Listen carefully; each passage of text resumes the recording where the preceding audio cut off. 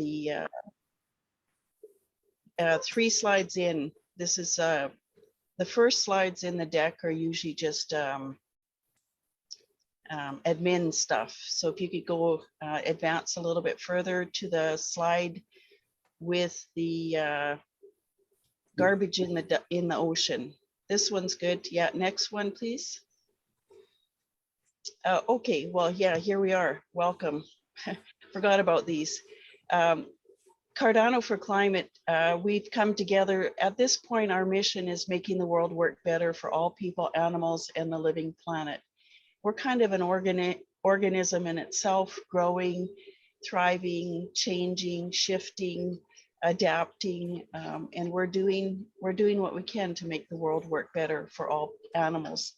Cardano's mission is making the world work better for all. We've added on the environmental people aspect. Next slide, please.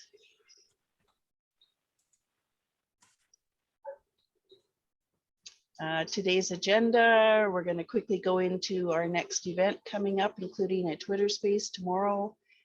Nori has a pick list related to the Catalyst, Project Catalyst voting that's going on. And Andre may or may not be here. He's having trouble with his power. They're taking care of the transparency and the funding that we've gotten as a community. Harry's here, good to see you. Dylan's gonna pop in and share some very interesting information about sustainable business standards. If we have time, we'll do a couple little blurbs on an experiment we're doing with a token for our community to support our community and the volunteer work that goes on, and our usual breakout rooms. Heinz is also here from DLT 360. We'll get into that hopefully by the top of the hour. Next slide, please. So like Kareem was saying, we've got ourselves in a bit of a mess, and at times it can feel very overwhelming how to clean this up. How do we move forward? How do we change what's been going on before and make it better? We don't start from a clean slate. We've got a lot of mess to clean up. Next slide, please. So Cardano4Climate, we're putting together events monthly or about monthly. This one is focusing on plastic and Cardano and the Cardano blockchain. And we're trying to make these two show how there could be solutions on the Cardano blockchain to resolve this. I'm not going to get into details on that. It's April 21st. Tomorrow's our next Twitter space. We had our first one a week ago and it went quite well. So if you want to add your voice, ask questions, make suggestions, this is a really great place. You don't have to be on camera. You can just share, talk, chat. It's actually quite a beautiful space to do. Next slide, please. So that's our second Twitter space. I will share, or someone can share the link to that. Set a reminder. I'm really new to Twitter. Works pretty good. Set a reminder and it'll pop in when it's active. Next slide, please. And just a reminder, to participate fully, you need to join from your phone. You can't do it through a web browser and speak. Thanks, Lori. That was one thing that's kind of surprising. You know, it's device specific that it's to your phone. And our host, Abe, we've worked through his technical difficulties and he'll actually be able to speak this time. So what we're doing is there's a family tie here. Yoram's mom's elementary school friend Shlomo Cohen is this amazing artist who's done Hoskin tunes, created some beautiful NFTs, and he's been a diver and he's seen the mess that we're in with the oceans, and he's created this series called Apocalypsia. And we're using this in our event. It's been released already and it's starting to sell, and whatever, 100% of this particular NFT, I don't know if there's any fees going out, but most of this NFT will transparently be given to support ocean cleanup. We're working on who gets it. That's going to be revealed more at the event or within this week once we confirm. But we know, we can see where our ADA goes in this particular case. And hopefully that's something that you can do. Minimum for this is 15 ADA, and you can donate as much as you want. Next slide, please. And over to you. All right. So we are putting together a Cardano4Climate voting pick list. We're entering voting tomorrow for the voting section of Fund 8. And it's really hard to know what all the climate and impact related proposals are in Fund 8. So we have a form here that we're opening up to the community. And if you have a climate or impact related proposal that you would like for people to be aware of, please fill out this form and we will be populating a pick list. And these aren't things that we're endorsing and saying, go vote for these, but we are saying that these are potential climate or impact related initiatives that you might want to read and consider for your voting. So we just want to make sure that they're visible and that you're able to take a look and decide for yourselves whether they're something you want to vote for or not. But we know that with over 1,000 proposals out there and no specific impact or climate related challenge settings, it's really hard to find the projects out there. So we want to make sure we have at least an opportunity to surface them so that you can go through them and do your due diligence. So this is what we're putting together. We're gonna keep the form open for a little while, but we'll be putting together our pick list here in the next day or so. And we'll probably publish it through the AIM voter tool. There's a place in there where you can populate your picks and then publish them through a link. So we'll be doing that. And highly recommend that you actually use the voting tool too. Just as a plug, it makes it really easy to go through and find good things to vote for. And if you come up with your own pick lists, it might be really great to share those as well, because not everyone's going to find this form. So if you find other projects or things that you're passionate about, I highly encourage engaging in those tools. So just wanted to bring that up. We will have a breakout to talk about this more if you're interested, either in helping create the list or if you want to, if you have any questions on what you can put onto the list. I think that's it. Move on to Treasury Guild if they're here. And no, he wrote that he cannot make it, Andre. He said he it? is not able to connect. No, he's not able to connect some reason to the Zoom. Right. His connection is bad. So this is, yeah, this is the cool piece, is it Andre and Miro from the Treasury Guild are jumping in, helping us sort out, to help us keep transparent. This is something completely different in any other kind of organization. When you're not on the blockchain, you'll be able to see where transactions go, who gets what, and you know, be rest assured that we're not taking trips to Hawaii yet, you know. So anyways, next slide, let's move on. Yeah. Just to give them a plug, the Treasury Guild is a team that's coming together. It's right now Andre, Miroslav, and they've just onboarded a third. And their goal is to provide free accounting and treasury services to projects within the Catalyst ecosystem. Because there's one thing about having a project, but then as soon as you get funded, you have a wallet with ADA, and then you have to pay it out and be accountable. And a lot of teams don't have the expertise to do that well. So they want to provide it as a service, and they have been funded to do this. And now they're doing it for Cardano4Climate, for bridge builders, for the CC admin team. They were born out of the CC admin team, but now they're expanding outward into the rest of the community. So if you do need treasury services, they are definitely someone to reach out to and engage with. All right. I think we're to the Edify section. I believe that's to Harry, isn't it? It's over to Harry. Harry. Yep. Is Harry on mute? Yeah, of course. There you go. Hello, everybody, lovely peeps, and thanks very much for having us here. So today, I think we're going to take about 20 minutes, and Joran very kindly offered us a slot to come and talk to you. And really, we've got some funded proposals, one in F7, one was for SBO Impact Incubator, and then the other one was for an Impact Accelerator. there's an awful lot of ties, I think, between what we do and what you guys get up to. So as we say, today was really to take you through some of the background to what we get up to and where we focus. And then also then to give you some information about the Accelerator program that we're putting together for the Fund 7, and then that will continue hopefully then through Fund 8 and onwards, when we'll open it up into more of a bigger impact space. But there are places on the Accelerator program that we're doing for between, I think it's about 5 and 10 individuals or businesses or organizations. We're looking really for guys in a dev space, but we're happy to fill it up with people that are impact focused and moving forward. So that's that. So thank you very much for taking your time. My colleague is John Arnott. Now, typically when we do these things, there's a few of us that sit in Edify and we formed it up now as a collab, so as a collaboration sort of vehicle. And generally my role is to make the tea. That's usually what I get up to. And then we've got several smart people like John who do the clever stuff.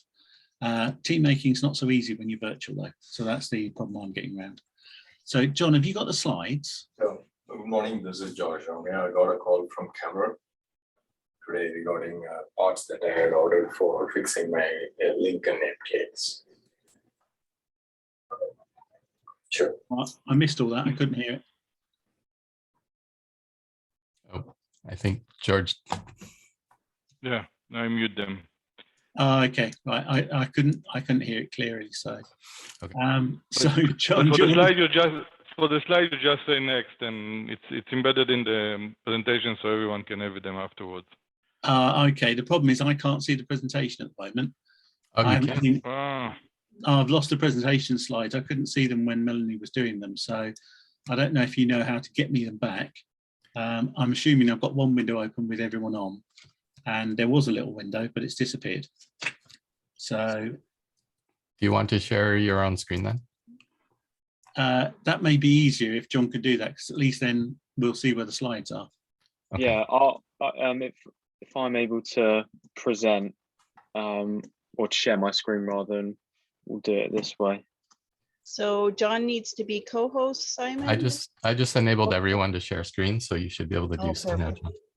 Perfect. Yeah. We both enabled at the same time, Nori. It's come back now. Now it was disabled. Yeah, Okay. I've got the slides up as well now, so thank you.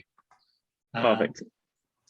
Right, Alright, and Harry, just let me know when you want me to move on. yeah, so we've got two sections in here. One is about where we're coming from, what we do, and then the other one is the project for Accelerator. So if I do the front end, and then if John does the back end, that would be cool. So if we can do the next slide then, John. Hang on a sec, and I'm going to make it big enough I can read it and pop you down there.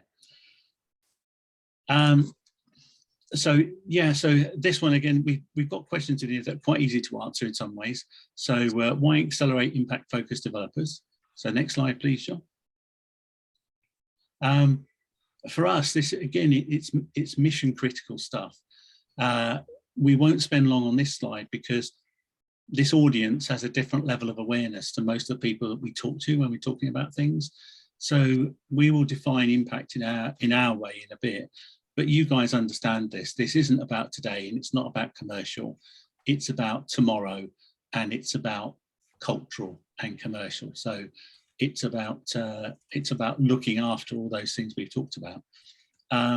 So for us, and we have seen it in Cardano already, or in Catalyst, there does seem to be a split in there between the very the Lambo focused view of things, as we've broken it out, I suppose, in sometimes, and Lambo, then it's all about the money, and then you've got guys that are more in a kudos space, so it's kudos, and they're more about respect, and then you've got guys in there about it's about community, so guys in there about learning. So there's different levels of purpose that people have. So the programs we started to try and put together we were interested in the people who want to understand or do understand impact and how to deliver that across different spaces. Fund 7, this program that we were funded, was around accelerators and mentors. And so that's the basis. For us, it's very simply, we have a very successful methodology we use with different size organizations, from universities, global universities, right down to the two-man software firms. It's very scalable, and it's based around the principles that you guys have already talked about, so we won't bother going into those. Our view of the world is the more people we can get into that space of understanding it's not just about the money, the better. So that's where we come from. So next slide then, please. So the challenges then, and again, we would say these challenges sit across all areas that we look at, and again, at all levels, right from incubator, which in our world is when something's having a product, may just be even a concept, through to an accelerator, the vehicle for an accelerator then, which is, you probably got a product, you may have revenue, you may be pre-profit, and you may be looking to do mezzanine or whatever funding, through then to a scale up, where you are going through that process perhaps, through then to a decent sized business, so an enterprise, and then through enterprise to maturity. Now we tend to focus around the accelerator through to scale up and maturity. That's where we tend to be most of the time. So part of this project, again, as we said, is to try and get that, the way we do things, into those different levels. So next slide, please. So the challenges in there, as you guys know, because this is part of your understanding, it's about, it's a VUCA world, isn't it? So things are volatile, they're uncertain, they're complex, and they're ambiguous. And that means then that we're in the space of wicked problems and exponential growth. So next slide, please. Now look, in your world, again, this is teaching you to suck eggs, and I appreciate that. But how we look at it then, most people we talk to, whether we coach Imperial College down in London, which is a top 10 university. We coach Cambridge University, which is a top 10 university. When we're talking to them, they have the same issues as when we're talking to some of the big clients we coach, or the teeny weeny ones. And the first thing is that most of the focus in Western Europe still is all around making money today. So it's about operations. How do we make money today? How do we fulfill shareholders in a 6-month time frame? And that's nice, but that model's broken, as you guys know. So that's part of the issue, is getting people to understand that what they're focusing on is a tiny part of the bigger whole. So next slide, please. So again, we'll cover this in a bit more detail, but this is the audit tool that we use. So one of the issues that we have out there is that if you take an accountancy view of the world, and if you take how these guys look at things, when they value and build valuation for a business, it's a 300-year-old model now. And the problem is it only focuses on operations today, stuff you do today that makes you money today, that some of it's profit, that will spin out maybe a bit of asset in the future that will build you a valuation. And that's all they care about. As you guys know, and the figures are quite astounding now, when you sell an organization, only the balance sheet only accounts for 20% of the value of the business that's being sold. That's a typical figure. It can be less, but that's the extreme of it. So how do you that? What does that mean? That means then that 80% of the potential of an organization, 80% of the value of it is not counted for in the books. And so how do you measure it? Because the problem is on the right-hand side, commercial, yeah, the metric for that, it runs through to being all about money and wealth, building wealth and income today and wealth tomorrow. And the issue that sits there is the currency then, or sorry, the metric is currency. That's okay. The 80%, the cultural, the well-being side, either at a today level, which is people and capabilities, or at an asset level, which is building things like leadership, building things like communications, culture, those things, they're not on the balance sheet. They're not even an intangible asset, so they're not counted. So how can you measure the potential of something, the value of something, if it's not being measured? So you can measure it, but you need to use a narrative, because the metric for that is around happiness or well-being. So that's one of the big things that we understand causes problems. Yeah, and we'll go back to that slide in a sec. So Harry, can I ask you something? Please. how do you see all the externalities, like the lacking implementation of environmental aspects into the balance sheet? Where do you see that? Yeah, I mean, this is going to go sideways, this conversation. But this is one of our concerns and one of my big concerns for several years. We've worked in this space now since about 2010, and there was the thing called the International Integrated Reporting Council, which was set up to look at externality and set up to look at intangibles. So they have a narrative framework they use for valuing a business generally. But again, that's generally used for businesses that are buying businesses. The issue they have there is that's now very centralized. It was set up by PwC and 4 or 5 accountants, and then big corporates like BP and a few others. All very laudable, but the fact is, their bit was to produce a framework and impose it on everybody else. So that was the internal to external framework. So there's an internal thing about this one, mainly about internal in a business. How do you run more effectively? We won't show you it today, but the next level of our audit tool then looks at, okay, how do you do purpose first? Then how do you look at the internal operations through from revenue to capabilities to systems, and then out to leadership, which is the purple one. And then you worry about, again, how does that sit in the market? So what's your channel proposition? What's your customer proposition, your product proposition, your market proposition? That's your little organism sitting in the sea. Then the external one is, all right, how do you live in your business environment? So again, what's your PESTLE stuff, politics, economic, social stuff? What's your shareholder market look like? What does the market look like? So now you treat your organization as a product. So what you're saying, Heinz, is 2 things. Firstly, the guys out there are trying to centralize and own the whole of that internal audit view of the world. And because, of course, they're accountants, because then they can be the ones that tell you if you're meeting the standards or not. And then they're doing the same thing with the external view of what is your impact. So what is the valuation, your impact valuation?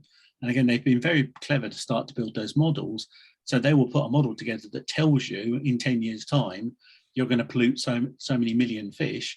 So therefore, you must be better with them by running to their standards. So again, there's a huge amount of centralization that is appearing just because of those issues.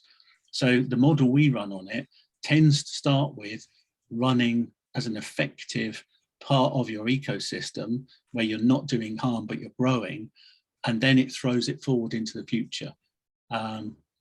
There is another model that these guys are using, which is sort of the other way around in a way.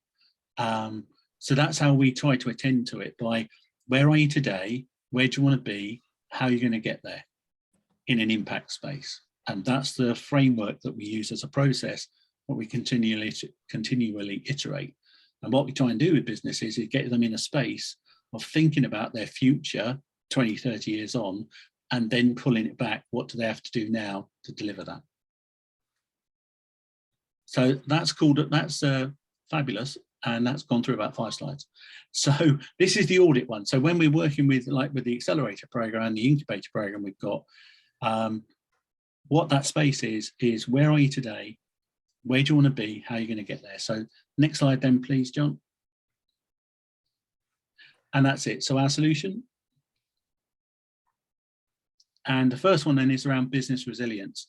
So this is all that stuff about being internally effective and efficient so that you have least impact, negative impact on your own teams, your own staff, everyone else, and you have maximum resilience by being flexible, by fitting your environment. It's a lot of stuff we do. So next one, please. And the next one then is around awareness and trust. And again, awareness, you guys understand, is what it's all about. It's all about building relationships.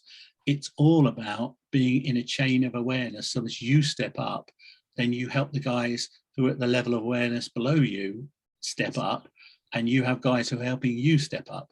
So it's a generative system, which we may come back to in a sec. So that's the external bit. So there's the internal bit about being resilient and effective and flexible.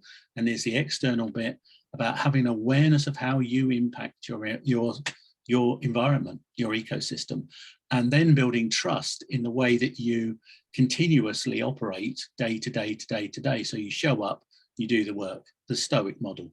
You show up, you do the work. You show up, you do the work. And as far as possible, you're predictable in your behavior. So next one, please. So how do we support it then? Next one, please. So in this space then, with Cardano and Catalyst, we don't run many accelerators externally with clients. And if we do, we tend to run with one client and we'll take them through that whole valuation to impact phase. So it's usually a 2 or 3 year program. In this space, then the idea was, well, okay, how can we help firms that are either like your guys who are in the impact space, how can we help them be better at living in their environment? So how can we help them distill down what it is they're brilliant at? And then that's the internal resilience, and then promote that externally, frame that up as a product to market, and then build the necessary ways of looking at it to get it out into the world. So in our little world, that's what the Impact Accelerator is. Let's use that 360 framework, not a venture capital framework. As you guys know, venture capital view of the world is a venture means adventure, which means we all go off around to India to find some spices, and then the ones who come back first get all the money. And if 6 boats die, it doesn't really matter out of 10. And then, so, you know, that's the venture bit, and the capital bit is the other bit. If I'm funding 10 boats to go to India and back, as long as I get 2 come through, if 6 people die and 2 people end up in Indonesia, doesn't really matter. So that's the venture capital one. So part of our thing is, yeah, that's nice to have a venture capital model, but let's expand it to include impact. So it's now a 360 view. So that's the bit that sits behind all the programs we run. So next one, please. And this one, again, you guys are probably familiar with and use this, but the idea here is that everyone talks about things that are competitive. And that's nice, but that's the win-lose model. And a lot of people now talk about collaborative, which they've done for a few years. And that's this, you know, we got two providers. If we work together, we both win. So that's win-win, that's nice. The next level then is the integrative one, which is we got 2 providers and a client.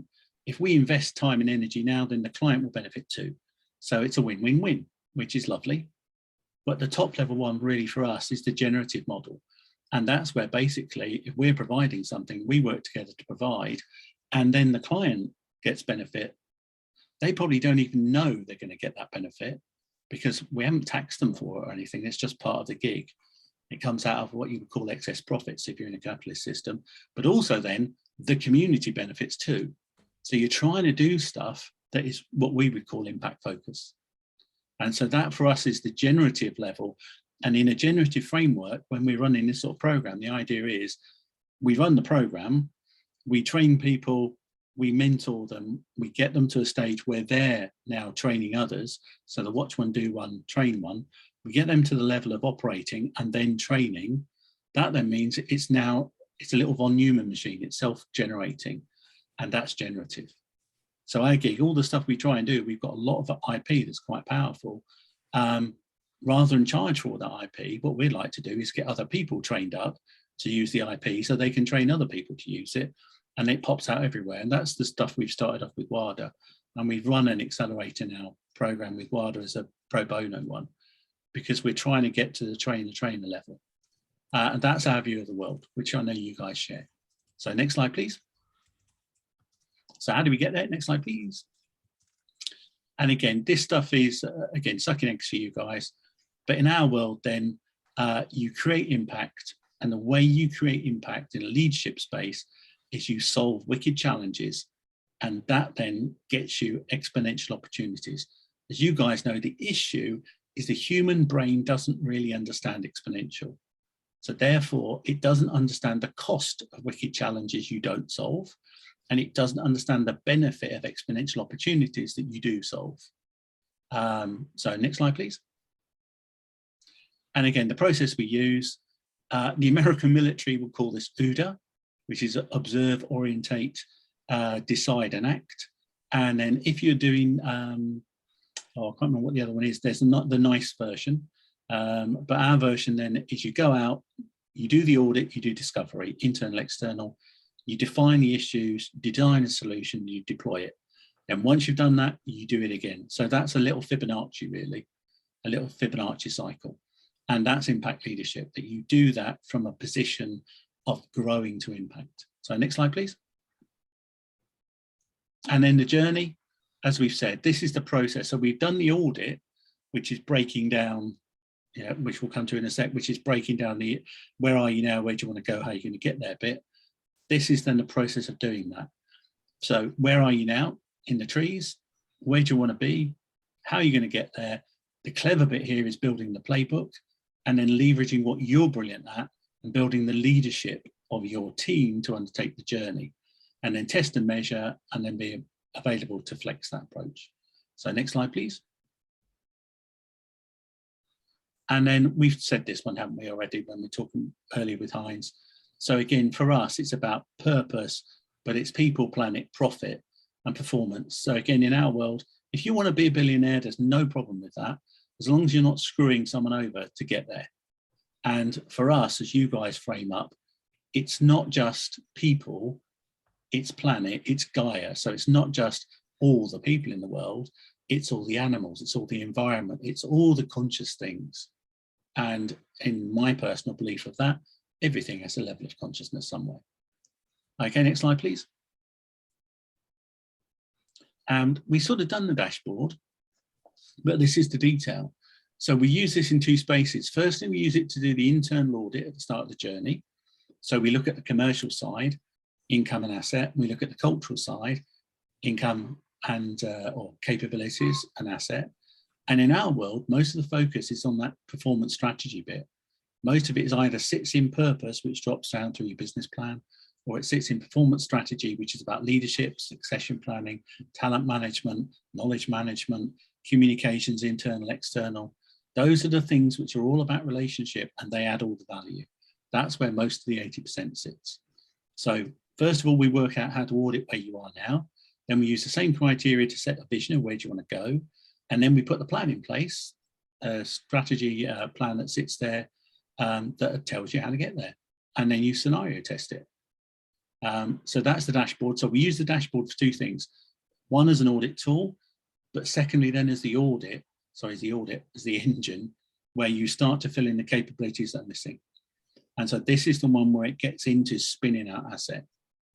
And that's subtle assets, things like human capital, relationship capital, as well as your traditional asset set.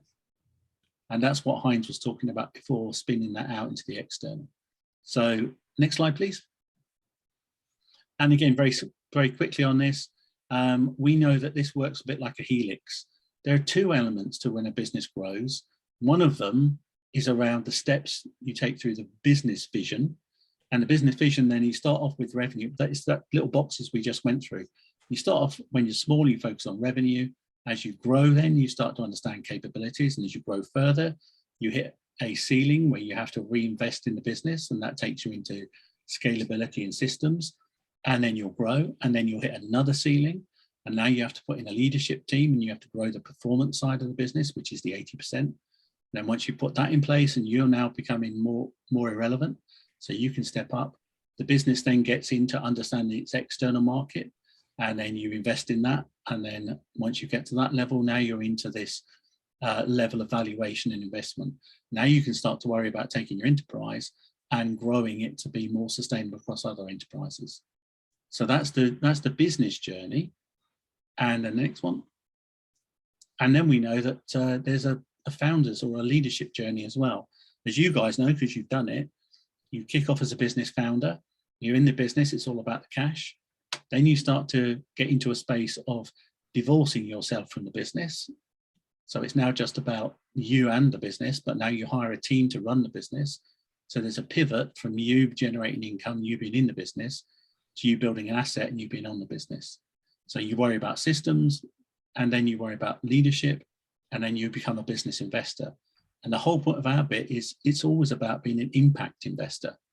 And as you guys know, firms that don't understand the importance of showing their credentials as an impact investor over the next 5 or 10 years will find it very, very difficult. And they will be like the big super tankers. And that's where we're having so much. It used to be greenwash, didn't it? And then it's purpose wash. So that's the founder's journey. So that's the leadership journey tied to the business journey. So next slide. So you stick them together, you just run through quite a simple process. Next slide. And you can grow that for as big and as long as you want. So this is the program stuff now that John will zip through. And this is the Accelerator program that we're running. This one, because of the way it was structured, is tied more to devs because it sits in that Accelerator mentor space. Our view of this is, if there's any of you out there that fit in that space, brill. If there's any of you out there that sort of fit in that space, brill, because we're looking for between 8 and 10 people or organizations to put onto the project. The next one for Fund 8, we've got more funding again to, we're bidding to be able to take this out to the impact community. And I know we've spoken with Yoram and Nori have been exceptionally helpful on how can we support the community. And that will be one of the things we're looking at perhaps for Fund 8 and 9, because again, I know we were asked to come along to the Harry, a couple of things, and we are going already in 25 minutes, and yeah, that's cool. A few minutes more maybe, but I have a question for that. First of all, thank you very much. And John is going to continue now for a few more minutes, or? Well, I think we're pretty much there in terms of being heavier on what it's about, and then there's a program. I think we can do it more in a breakout room if that works. I think that will be great, and I think just to mention that, I mean that program is basically available for, I mean, developer initially, but other community members that are excited about it and want to join, and it's available as part of the funding, right? There's no charge for that. I mean, it's basically part of the service you provide now to the community. Yeah, that's absolutely true. Because the bit we're running, we just want to get to test it to see if it works, and part of it is, as you guys know, it's going to be online and it's blended. So if we've got 8 people on, that's good. We can build the community aspect. If we've got 15 or 20 people on, that makes, it doesn't hurt us. It's a bit more work, but that's the way it works. So if we find more people that want to go on it, that's cool. And I think Heinz, I mean, there's a lot of interest, probably joint interest there between you two to discuss also separately. But you work. Okay, so I don't know, John, you want to cover a couple of more things in 1-2 minutes, or and then we move on, or anything? I think it might actually be better if we do it in the breakout room, and then we can go into it in a bit more detail and people can ask questions. So I think, yeah, happy to do it that way. Excellent, but amazing. Thank you very much. I mean, it's, you know, even that I feel that I know the subject well, and you know, there's a lot to learn from the processes and the mindset, and thank you for that. And thanks for the opportunity every time. to come and talk. Sorry? I said thank you for the opportunity to come and have a talk to you guys. That's fantastic. No, it's great. I have a really quick question. I know you did a very, very similar proposal to the Sakura community stake pool group as well.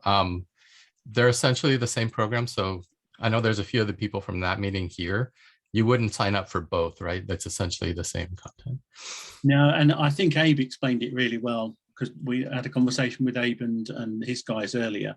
Yeah, in our world, as you know well, Nori, the stake pool operators are a completely different beast. They sit in a different space. They operate a nodal point of several sets of things. And so for them, yeah, without the stake pool operators, Cardano, I come from a networking background, and without the stake pool operators, the Cardano won't work. So they have a very, as you guys know, they have a very specific set of opportunities and threats that they sit in. So really, the stake pool one was done, as we said, after talking to you and after talking to Jonathan Adji, was really aimed around how can we help small stake pool operators. But as Abe asked before, what's the difference? And there may, in this space, there may be no difference in terms of when we look at it from the outside world, an incubator is something that deals with, it really is the nurturing side where you're providing a lot of services to people who are really coming together with ideas and concepts, and it's probably pre-product even, it's going to be pre-profit, it may even be proof of concept level MVP. However, in this space, the SBOs have a product and they're running it. So in reality, although we've called it an impact incubator, because we thought that would be the smallest unit, it's an accelerator, because these guys have products, they're out there running. It's more about, actually in our world, it's probably a scale-up product. So it's a good catch.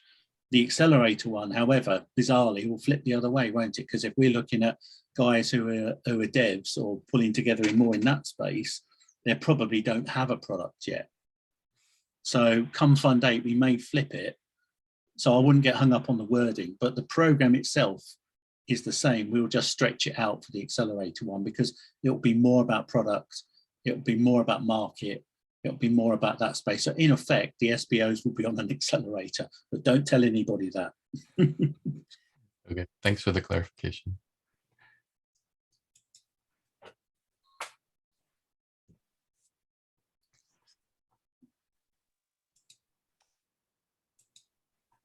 Hello.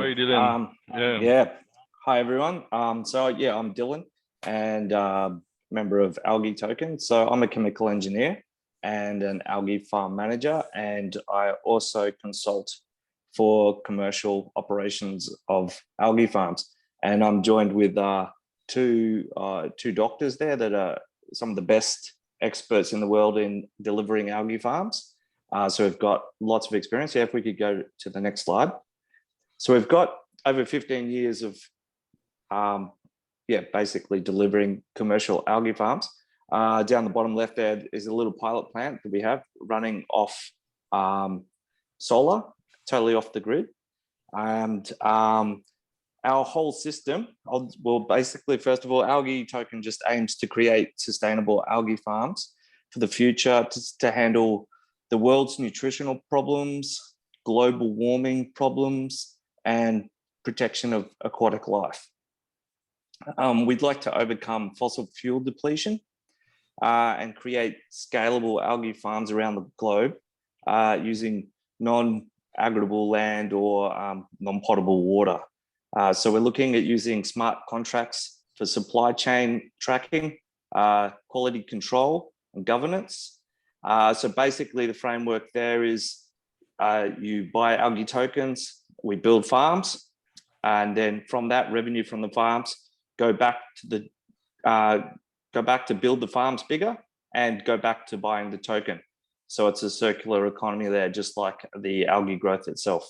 If we could go to the next slide. And so why algae? I could really go all night on why. There's so many benefits. I'll quickly go through a few of the main points. So for climate control, algae converts carbon dioxide to oxygen. So every 2 kilos of carbon dioxide can be turned into oxygen. And then you also get biomass there. So that will help with food security. It grows super fast. It doesn't compete with agricultural land or water. We can use it as a feedstock, human nutrition, and it provides your EPA and DHA that you get from fish oil. That's where the fish get it from. They eat the algae. So we can grow the algae, extract the oils, and you're left with a vegan, healthy protein as well. So also the big one that everyone got into algae for was fuel and energy. As we run out of fossil fuels, we can provide that as well. And it's got job creation, and the list is ginormous for the why. So if we could go to the next slide, thanks. So we've got 2 proposals this round. The first one is just creating a sustainable solution hub for microalgae and macroalgae products. And we've already started to basically collaborate with other Cardano people that are in that space. So we're looking at education to make people aware that this is a solution to climate change and to food shortages, and another option that we have here with all these benefits. And it's also a way for us to get Cardano to a net zero footprint by doing it through this. If we could go to the next slide. So this is the sustainable business standards. So what we're looking here at is basically coming up with a model for other Cardano businesses to use as a framework, using decentralized business model for on-chain, off-chain solutions, making a roadmap for token-based businesses, just for the fiat interactions between on-chain and off-chain and how that can work, the regulations and laws behind it, what is the best way to set up your business. So you use all the regulations and standards, and then how that will work with our off-chain business model. So we, in Algae Token, we sort of have several business models, the one of the algae farms and then the one on the blockchain, and how they talk to each other. So that's what we're looking at developing, and then providing the assessments to the Cardano community. So yeah, so is there another slide, or that's it for my, I do have a little bit more. So yeah, for the impact reports that we provide to the community, that's just, yeah, I think I went through most of those, but yeah, creating business model that adheres to broad international cryptocurrency regulations and requirements, and just reports and analysis from social enterprise experts. So we'd look at different business models and what are the best ones that fit for Cardano businesses. And the integrity of regulatory needs and requirements to find out what they are and how they work. It's a changing sort of space at the moment, so it's an interesting one to be in. And then there's the legal structures and business models. And then we use a scientific approach, being scientists. We're scientists and engineers, so that's the way we look at it. And that is one of our draws to Cardano, that it is another peer-reviewed scientific approach. And it, you know, it has a good already basic social impact view. So that's another reason why we're very interested in Cardano. So yeah, that's mine. So yeah, thanks, Edify. That was Thank you, good. Dylan. Good to follow. Yeah. Thanks for Thanks coming. for having me. Yeah, you've got a question there. Just back up one slide, please. Yoram, you've got a question? Go Yeah, ahead. not a question, just a remark. First of all, great. Just to update that, you know, we also kind of in contact a lot with the Cardano Foundation on a regular basis, and just learned today, I mean, the traceability of supply chain will be something very interesting for them. We actually shared the link already with Alex now. So just for everyone to know, I think, I mean, and they came up with a LinkedIn kind of announcement about what they did with the wine, I think, of traceability of wine a couple of days ago. Yep. I've seen that. Yeah, so that's something that is important, and I shared it now with Alex from the foundation as well. But for everyone, I mean, keep in mind, I think supply chain traceability and trade traceability is an interesting factor for them. So directly on that area. So Dylan, just thank you for jumping in and doing this. You know, Dylan, for those of you that don't know, is in a different time zone. What, 1, 2, 3 o'clock in the morning for you? Yep, I'm in the future. Yeah, he put these Well, slides thank you. together to present today. Thank you for doing this. You know, every time that someone does this, it really opens up a window into what's going on in our community and these beautiful projects that are going on. I do have a question, because I hear model, and to me that's open source. So open source versus proprietary. These are models for other people to use. Is that correct? Yes, so that's what we're looking at. So to supply what we can to open source, so the next person comes along doesn't have to reinvent the wheel. We'll do a little bit of study. So I mean, ideally we'd like to speak to several, you know, representatives from, you've got your regulations, your laws, your accountancies, and how to set up those, whether it's a foundation, what it is. Yeah, so I mean, there's going to be differences in all businesses, but that way, if we can get sort of a bit of an overall view and then provide it to the community, then it will help the next person be able to assist them to choose what model's best for them, and then continue on and improve upon that for themselves. Perfect. Okay, good. That clarifies it for me, because there's some really great projects out there, but they become closed and proprietary, and it doesn't really help the greater impact around. Yeah, fantastic. And thank you for being here. We're at the top of the hour, and Yoram, you had a little spot in here. If you wanted 2 minutes, you've got it. Or we move on to breakout rooms. I think no, let's speak maybe about the gimbals. I think it's more. I don't know if you want to speak on that for a minute. Yeah. So it'll be And the then- next slide. Next slide, please. We'll save that. This is Yoram's dessert for next week. So come to Yeah. meet up next Or week. after town hall today. If Or people after are town coming. hall today. So, you know, there'll be more stuff. Actually, that's it. So come to town hall. Yoram's presenting on this today and you'll hear. So we have an opportunity in our community. We're volunteers. Gimbal Labs has been working consistently in the background, and they're focusing on tokenomics and also creating models for communities to be able to use for tokenomics. So we're part of an experiment, Gimbal Token Problem-Based Learning Group. Many of us have joined it and we've turned into our own little groups. Cardano4Climate is one of them. And what we create in this group could look completely different than Bridge Builders or Cardano After Dark. Whatever we do, it's in our hands to experiment, to play, to have fun, and see what we come up with. So we're going to have a breakout room afterwards. This is ongoing, an ongoing experiment that we hope to give back to Gimbal Labs. And yeah, thanks, Nori, so much. Yeah, I can share. Yeah, thank you so much. I think we're done this. So we're going to have a breakout room for this, and this will be a weekly event. We also have a dedicated Telegram and Discord channels for working on this with all the links and all that stuff to it as well. So, yeah, so everyone is welcome to join, or right?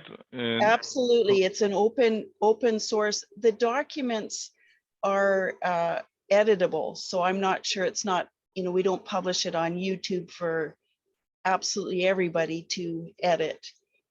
So in that sense, it's slightly closed, but everybody is welcome to join this. Breakout rooms, Yoram, did you want to just share that slide? Well, we don't actually, we can decide now. Breakout rooms. Yeah. DLT 360. Harry, do you want to combine? Do you want to have your own? What would you like to do? Tell me what you want to do. How many rooms do we need? I think one for Harry. Yeah, please, Harry. DLT 360 can be another great one, and then let's and then give, the tokenomics. Yeah, Heinz, just give a second. Tell us why somebody should join your room. I can do that very quickly. If you allow me to share a screen, it's easier for me. So we are working currently on our 5 work streams, which is regulation, which is economy, which is environment, which is governance, which is technology. So how does, and we are splitting that into definitions and into then risks and opportunities. So here you see just I hope you see my screen. This is just what we did in the environmental section, and we want to focus now on elaborating how to deepen the environmental footprint of blockchain ecosystems. So that's our goal today. Perfect. So there's also Q&A for Dylan. We have the pick list. Is any, like Nori had to leave. Simon, did you want to cover the pick list at all, or? I think it's really, I think we don't need a breakout room for that one. Okay, so I did put the link in the chat. So just to reiterate this, if you have an impact related proposal, please fill out that form. This is something that Nori's putting together, our pick list. We don't, I hope nobody downvotes anybody else, but you know, this is one we can focus on and support and connect with, because that's the big thing in Project Catalyst. We're just too scattered out. People are reinventing the wheel all over the place. We need to start combining and joining forces and getting this stuff done, because it's a bit of a mess. We have a bit of a mess to clean up. So, and that's putting it lightly. So I'm thinking 3 breakout rooms. Is that about right? Yeah. DLT, Harry, and Harry, do you have, you can record your room if you want. And if you're the host, you can. Apropos, Yeah, make John the host. I think I can stop recording here.